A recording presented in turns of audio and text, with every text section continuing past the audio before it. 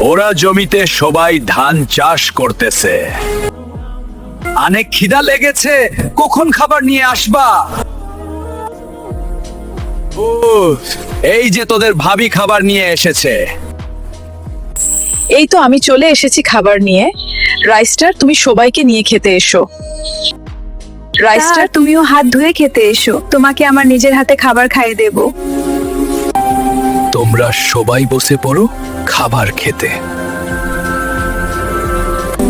এখন সবাই খাবার কেটেছে।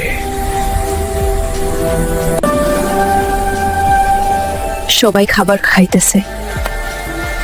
রাইস্টার, আমাকে এখন জমিতে যেতে হবে।